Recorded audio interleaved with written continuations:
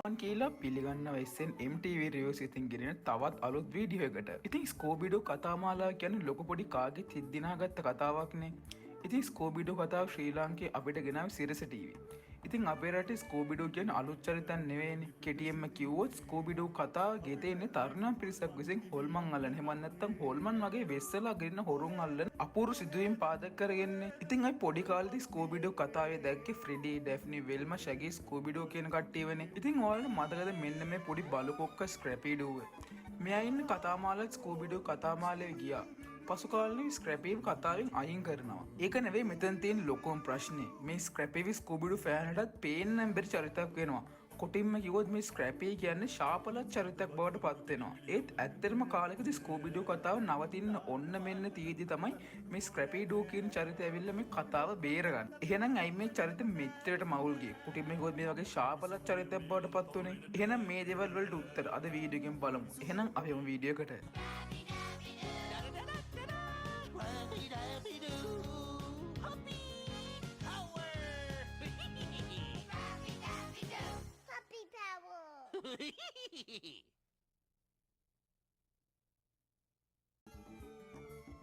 ඉතින් 1969 තමයි ස්කෝබිඩෝ කතාමාලා මූලවලට ටෙලිකාස්ට් වන්නේ. ඒ CBC කියන නාලිකාව හරහා. ඊට පස්සේ 1976 දී ස්කෝබිඩෝ කතාමාලාව ABC නාලිකාව හරහා තමයි විකාශනය වෙන්නේ. ඒත් 1979 දී ස්කෝබිඩෝ කතාමාලාවට ගොඩක් අඩු ප්‍රතිචාර තමයි ලැබෙන්නේ.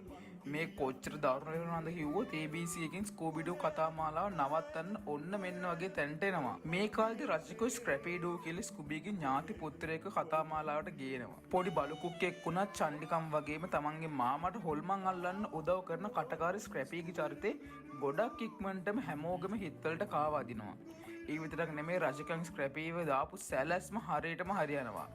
ABC නාලිකාව ආයෙත් වෙන්දටත් වඩා හොඳට ස්කූබිඩෝ කතාමාලාවෙන් උපයන්න ගන්නවා මේ ස්ක්‍රැපීඩෝ නිසා. ඉතින් මේ විදිහට මේ ස්ක්‍රැපී චරිතේ හැමෝම අතර ගොඩක් ඉක්මනටම ලොකු හිට් එකක් බවට පත් වෙනවා. ඉතින් මේකින්ද රචකයෝ ගොඩක් සතුටට පත් වෙනවා. ඒ විතරක් නෙමෙයි රචකයෝ මේ ස්ක්‍රැපීට කතාමාලාවේ ගොඩක් මුල් තැනක් දෙන්නත් ගන්නවා. ඒ කියන්නේ ස්ක්‍රැපීගේ දෙබස් ගණන් වැඩි කරන්න අන්න ඒ වගේ දේවල් කරන්න ගන්නවා. ඉතින් පසු කාලීන මේකේ ප්‍රතිඵලයක් විදිහට කතාමාලාවෙන් ෆ්‍රෙඩි, ඩැෆ්නි, වෙල්මා කියන තුන්දෙනාව අයින් කරනවා. ඒ විරුණට ෂැගීවයි, ස්කූබීවයි, ස්ක්‍රැපී විතරයි මේ කතාවේ තියන්නේ. ඉතින් අපි දන්නවනේ මේ ස්කූබිඩෝ කතාමාලාවේ ෆ්‍රෙඩි, ඩැෆ්නි, වෙල්මා කියන්නේ තුන්දෙනාට ආවේනික වෙච්ච රාජකාරී තුනක් කරන තුන්දෙනෙක් කියලා. ෆ්‍රෙඩි නායකත්වය ගන්න විතරක් නෙමෙයි හොල්මන් අල්ලන්න උගුල්ලට වෙනවා. ඩැෆ්නි හොල්මන් වලට අහුවෙලා හොල්මන ලස්සනට උගුල වෙත අරන් එනවා. ඒ විතරක් නෙමෙයි වෙල්මා තමයි කණ්ඩායමේ බුද්ධිමත්ව හිතලා මේ හොල්මන් අල්ලන වැඩේ කරන්නේ. ඉතින් අපිට ස්කූබී, ෂැගී, ස්ක්‍රැපී විතරක් ඉන්න කතාමාලාවේදී බලා ගන්න වෙන්නේ ස්ක්‍රැපී මේ ෆ්‍රෙඩීගේ, වෙල්මාගේ, ඩැෆ්නිගේ රෝල්ස් තුනම මේ ස්ක්‍රැපී විසින් කරන ආකාරයත් තමයි අපිට දක්නට ලැබෙන්නේ. ඉතින් ස්ක්‍රැපී ෆ්‍රෙඩී විදිහට උගුල්ලට වෙනවා, වෙල්මා වගේ බුද්ධිමත් වැඩ කරන ඒ විතරක් නෙමෙයි හොල්මන්ට අන්තිමට ඉතින් අහුවෙන්නේ මේ ස්ක්‍රැපී තමයි. ඉතින් මේක මුල් කාලේ ලොකුට ප්‍රශ්නයක් වෙන්නේ නැහැ. අර නෝමල් තිබ්බ රේටින්ග්ස් ගානටම මේ කතාමාලාව යනවා ස්කූබී, ෂැගී, ස්ක්‍රැපී විතරක් හිටියත්.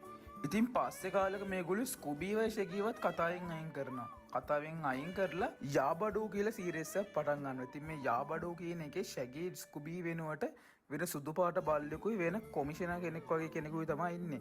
ඉතින් මේගොල්ලොන්ටත් වොයිස් කාස්ට් කරන්න එකම ඇක්ටර්ස්ලා. ඉතින් මේකේ ස්ක්‍රැපී තමයි මේන් කැරක්ටර් එක විදිහට ඉන්නේ. ඉතින් පස්සේ මේක නම් ගොඩක් දුරට සාර්ථක වෙන්නේ නැහැ. මට මතක විදිහට මේක සිරස ටීවී එකේ සිංහලෙන් හඬකවලා ගියා. ඊට පස්සේ ආපහු ෂැගීවයි ස්කූබීවයි මේ කතාවට ගන්නා විතරක් නෙමෙයි අපේ හිටපු ටීම් එකේ ඩැෆ්නිවත් මේ කතාමාලාවට ගන්නවා.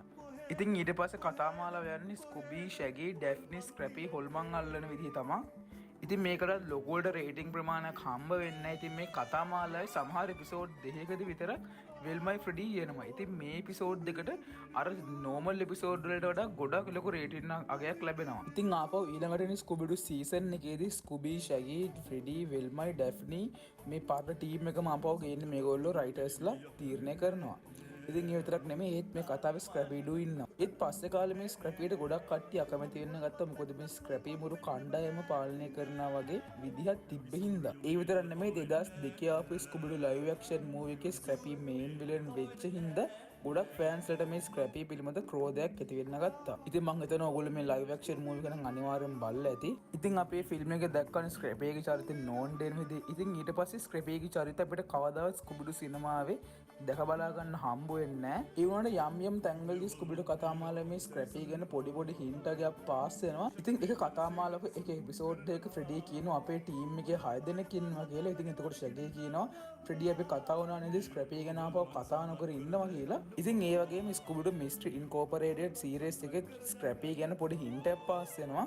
ඒ තමයි ෆ්‍රෙඩි ඩැෆ්නි යන එක සර්කස් එකක් වගේ තැනකට. ඉතින් මෙතන ස්ක්‍රැපි ඩූගේ එක ෆිල්මයක් වගේ එකක් තියෙනවා. ඉතින් මේක දිහා ඩැෆ්නි බලන් ඉද්දි ෆ්‍රෙඩි ඇවිල්ලා කියනවා ඩැෆ්නිම කතා වුණා නේද ස්ක්‍රැපි ගැන කතා වෙන්නේ නැහැ හින්දුක දිහා බලන්න ඕනේ તો අපි මෙතනින් යන් කියලා. ඉතින් අන්න ඒ විදිහට ස්ක්‍රැපි ගැන කතා කරන්නව නැති ස්ක්‍රැපි වෙච්චරටම පිළිකුලටපත් වෙන විදිහට මේ ස්ක්‍රැපිගේ කතාව අවසානයේදී ලියවෙනවා. ඉතින් ගොඩක් ෆෑන්ලත් මේ ස්ක්‍රැපිට පොඩ්ඩක්වත් කැමති නැහැ. මොකද මේ ස්ක්‍රැපි හින්දා ස්කුබිඩු කතාමාලාවේ ඔරිජිනල් කැරක්ටර්ස් වලට හානියක් වෙච්ච හින්දා. ඉතින් එතනින් එහාට අපේ ස්ක්‍රැපි ගැන ලොකු තොරතුරක් ගන්න හම්බ වෙන්නේ නැහැ. මොකද ස්ක්‍රැපිගේ කතාව ඒ කාලෙදිම ඒ විදිහට නැති වෙලා ගිහපු හින්දා. ඉතින් අපිට මේ ස්ක්‍රැපිගේ කතාවෙන් ගන්න පුළුවන් එක හොඳ දෙයක් තමයි අපි දෙයක් කරනවා නම් ඒ දේ ගොඩක් සාර්ථක වෙනවා නම් අපි ඒ දේ මැත්තේම නැහෙන්නේ නැතුව අපි ඒ දේ ෂේප් එක කරන් යන්න ඕනේ නැතුව ඒකටම ලොකු පුෂ් එකක් දීලා ඒක කරන්නේ නැතුව අපි අනිත් දේවලුත් බැලන්ස් එකේ තියාගෙන ඒකත් බැලන්ස් එක කරන් යන්න ඕනේ කියන එක තමයි අපිට ස්ක්‍රැපි කතාවෙන් ගන්න තියෙන ලොකුම ආදර්ශය. ඉතින් ඕගොල්ලෝ මොකක්ද හිතන්නේ මේ විදිහට ස්ක්‍රැපිට වෙච්ච දේ සාධාරණද නැත්නම් අසාධාරණද?